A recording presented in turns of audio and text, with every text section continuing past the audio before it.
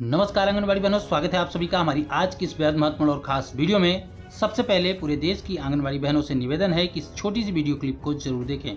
Basic मसला 10,000 रुपए में कोई परिवार पाल सकता है, 7,000 रुपया में कोई परिवार पाल सकता है, जिसमें उसको रोज स्कूल भी जाना है। 10-50 रुपये आने जाने में भी कुछ खर्च तो होगा, उड़ के तो जाएगा नहीं।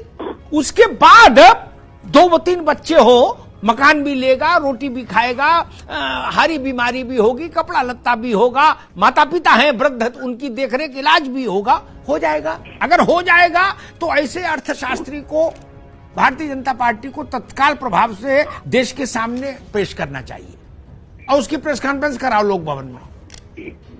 हम भी लोग सीखें कि भाई 7,000 में ये बजट है, हमने बना के दिखा दिया पावर पॉइंट प्रेजेंटेशन में, सब मौज लो। तो बताओ ना, अगर कोई जादू है तो उसको गुप्त क्यों रखें, सार्वजनिक कर दीजिए। ये लाखों बच्चे भी उदासी के सबब से बाहर आए। अब इस वीडियो में यह नहीं पता है कि पत्रकार महोदय कौन से कर्मचारियों को लेकर ये बातें कर रहे हैं, लेकिन हमारी आंगनबाड़ी बहनों को ये समस्या जरूर है, क्योंकि पूरे देश में आंगनबाड़ी कार्यकर्ताओं की स्थिति लगभग एक ही जैसी है। पूरे देश में आंगनबाड़ी कार्यकर्ताओं को लगभग यही मानदेय दिया जाता है, 6,000, 7,000, 8,000 रुपये, कहीं कहीं पर 10,000 रुपये, और कोई ऐसे राज्य हैं जहां पर उनको 12,000 के आसपास मानदेय दिया जाता है। वो मानदेय भी बहुत ज़्यादा नहीं है। इसलिए पूरे देश की सरकार से, सभी राज्यों की सरकार से, केंद्र सरकार से यह निवेदन है कि हमारी आंगनबाड़ी बहनों को कम से कम 15 से 20,000 रुपये का मानदेय दिया जाए। अगर आप सब हमारी इस बात से सहमत हैं तो वीडियो को लाइक करके अपनी सहमति जरूर दर्ज कराएं। एक बड़ी खबर की हेडलाइन देखिए कि डीपीओ से आंगनवाड़ी कार्यकर्ताओं की तकरार। बड़ी खबर निकल के आ रही है कि डीपीओ और आंगनवाड़ी कार्यकर्ताओं में तकरार हो गई है। तो किस बात को लेकर तकरार हुई है, जानने के लिए वीडियो में अंत तक बने रहिएगा। इसके आगे लिखा गया है कि कार्यालय के सामने धरने पर बैठी, यानी कि आंगनवाड़ी कार्यकर्ताएं डीपीओ कार्यालय के सामने धरने पर बैठ गई हैं। तो क्या है पूरा मामला, कहां का पूरा मामला है, सब कुछ विस्तार से जानते हैं। आइए आगे खबर को देखते हैं। यहाँ पर ये कुछ आंगनवाड़ी कार्यकर्ताएं हैं जो डीपीओ से तकरार होने के बाद धरने पर बैठी हुई हैं। डीपीओ कार्यालय के सामने ही यहाँ पर ये आंगनवाड़ी कार्यकर्ताएं धरने पर बैठी हुई हैं। आगे बताया गया है कि सिद्धार्थनगर की यह खबर है, अमर उजाला में यह खबर प्रकाशित की गई है कि जिला कार्यक्रम अधिकारी से समस्याओं के संबंध में सोमवार को वार्ता करने के लिए पहुंची आंगनवाड़ी कार्यकर्ताओं की उनसे नोकझोंक हो गई। यानी कि डीपीओ के सामने अपनी समस्याओं को लेकर आंगनवाड़ी कार्यकर्ताएं पहुंची हुई थी और डीपीओ से ही आंगनवाड़ी कार्यकर्ताओं में नोकझोंक हो गई। कार्यालय से बाहर चले जाने की बात पर बाहर बैठकर सभी ने धरना प्रदर्शन करना शुरू कर दिया। उनका कहना था कि 19 जून को 13 सूत्री मांगों पर डीपीओ का ध्यान जो है वो आकृष्ट कराते हुए पत्र के माध्यम से समस्याओं का निस्तारण करने की मांग की गई थी।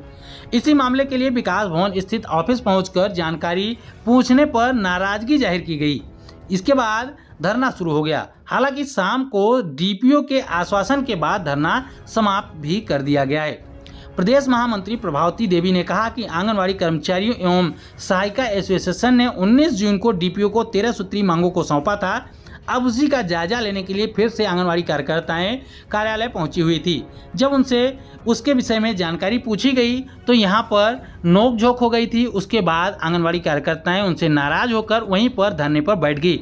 उसके बाद डीपीओ महोदया ने आंगनवाड़ी कार्यकर्ताओं को आश्वासन दिया है, उनकी मांगों को पूरा करने के लिए, उनकी मांगों को मानने के लिए आश्वासन दिया है। उसके बाद आंगनवाड़ी कार्यकर्ताओं ने अपने धरने को स्थगित कर दिया। आंगनवाड़ी केंद्रों पर आयोजित की जाने वाली सामुदायिक गतिविधियों को लेकर गतिविधि कैलेंडर जारी कर दिया गया है।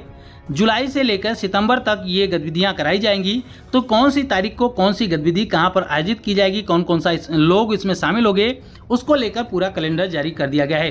तो एक नज़र इस कैलेंडर पर देख लेते हैं। यहाँ पर देख सकते हैं कि पोषण अभियान और बाल विकास सेवा एवं पुष्टाहार विभाग की तरफ से यह कैलेंडर जारी किया गया है। ये शुरू किया गया है 4 तारीख से 4/7/2023 से। ये 4/7/2023 को वजन दिवस मनाया जाएगा।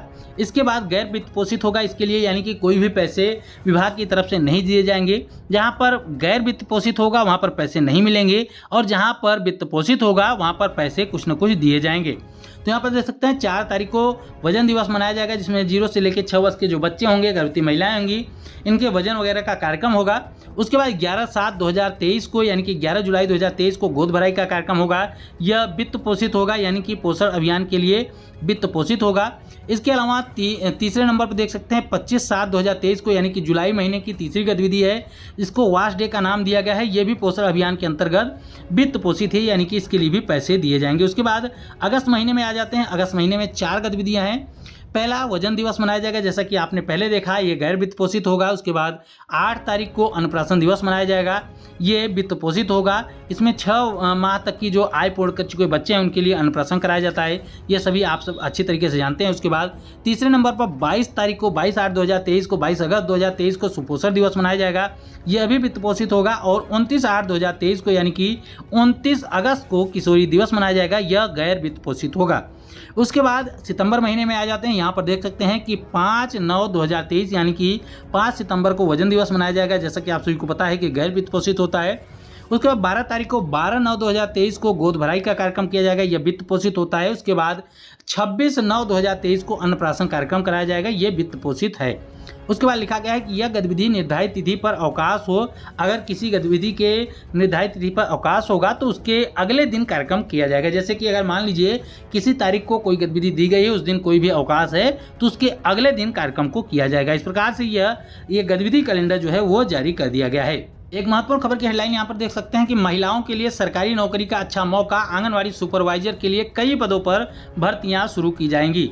तो कहाँ की यह खबर है, कौन सी जगह पर आंगनवाड़ी सुपरवाइजर पदों के लिए भर्तियां शुरू की जाएगी, आइए खबर को विस्तार से देखते हैं। यहाँ पर देख सकते हैं छत्तीसगढ़ की यह खबर है। मुख्यमंत्री भूपेश बघेल के निर्देश पर बड़ी संख्या में शासकीय नौकरियों में युवाओं की भर्ती की जा रही। इसी कड़ी में राज्य सरकार के द्वारा महिला एवं बाल विकास विभाग की ओर से पर्यवेक्षक यानी कि सुपरवाइजर के पदों के लिए 440 रिक्त पदों पर भर्तियों के लिए आवेदन आमंत्रित किए गए हैं। इन रिक्त पदों पर नियुक्ति छत्तीसगढ़ व्यावसायिक परीक्षा मंडल रायपुर की ओर से आयोजित प्रतियोगी परीक्षा के माध्यम से कराई जाएगी, यानी कि छत्तीसगढ़ में 440 सुपरवाइजर पदों के लिए भर्ती निकाली जा रही है।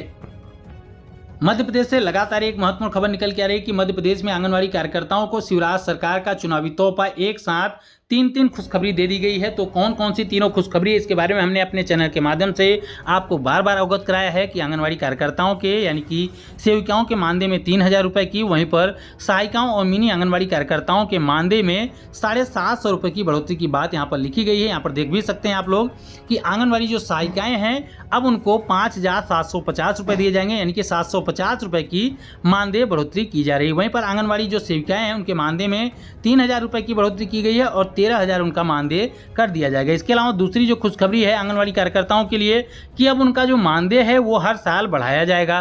तीसरी बड़ी खुशखबरी इसमें यह निकल के आ रही है कि आंगनवाड़ी कार्यकर्ताओं को रिटायरी के बाद ये एक मुश्त धनराशि दी जाएगी। आंगनवाड़ी सेविकाओं को 1,25,000 रुपये, तो वहीं पर सहायिकाओं को और मिनी आंगनवाड़ी कार्यकर्ताओं को रिटायरी के बाद 1,00,000 रुपये की धनराशि दी जाएगी। इसके अलावा सुपरवाइजर पदों की भर्ती के लिए 25% की जगह 50% आंगनवाड़ी कार्यकर्ताओं के लिए आरक्षण भी दे दिया गया है। तो ये 3-4 महत्वपूर्ण खुशखबरी निकल के आ रही मध्य प्रदेश से, जिसको लेकर बार बार हम आप सभी को अवगत करा रहे हैं। लेकिन आपको ये भी जानकारी हम बार बार दे रहे हैं कि आंगनवाड़ी कार्यकर्ता इस मानदेय बढ़ोतरी से बिल्कुल भी खुश नहीं है। खास करके आंगनवाड़ी सेविकाएं जो हैं वो तो कहीं हद तक खुश भी हैं, लेकिन जो आंगनवाड़ी सहायिकाएं हैं और मिनी आंगनवाड़ी कार्यकर्ताएं हैं वो बिल्कुल भी इस मानदेय बढ़ोतरी से खुश नहीं है। क्योंकि आंगनवाड़ी कार्यकर्ताओं के मानदेय बढ़ोतरी की जब घोषणा की गई थी उसमें मिनी आंगनवाड़ी कार्यकर्ताओं के मानदेय में और सहायिकाओं के मानदेय में 1,500 रुपये की बढ़ोतरी की बात कही गई थी। लेकिन जब आंगनवाड़ी कार्यकर्ताओं के मानदेय वृद्धि को लेकर आदेश आता है तो उसमें केवल आंगनवाड़ी सहायिकाओं के और मिनी आंगनवाड़ी कार्यकर्ताओं के मानदेय में 750 रुपये की बढ़ोतरी की जाती है, जिससे आंगनवाड़ी सहायिकाएं और मिनी आंगनवाड़ी कार्यकर्ताएं काफ़ी नाराज हैं। इसके अलावा जो आंगनवाड़ी संगठन है वो भी काफ़ी नाराज है। आंगनवाड़ी संगठन का कहना है कि आंगनवाड़ी कार्यकर्ताओं को मानदेय नहीं, अब उनको वेतन चाहिए और कम से कम उनको 15 से 18,000 रुपये का वेतन चाहिए। इस बात को लेकर आंगनवाड़ी कार्यकर्ताएं 7 जुलाई से आंदोलन भी शुरू करने जा रही हैं। तो हम उम्मीद करते हैं कि हमारी आज की यह वीडियो आपके लिए महत्वपूर्ण रही होगी। वीडियो पसंद आई हो तो वीडियो को लाइक कर दीजिए, अपनी जैसी आंगनवाड़ी बहनों के साथ शेयर कर दीजिए। आगे भी आंगनवाड़ी से जुड़ी हुई महत्वपूर्ण खबरों को पाना चाहते हैं, अभी तक चैनल को सब्सक्राइब नहीं किया है तो चैनल को भी जरूर सब्सक्राइब कर लें। फिर मिलेंगे अपनी नई वीडियो में कुछ और महत्वपूर्ण खबरों के साथ, तब तक के लिए नमस्कार, जय हिंद।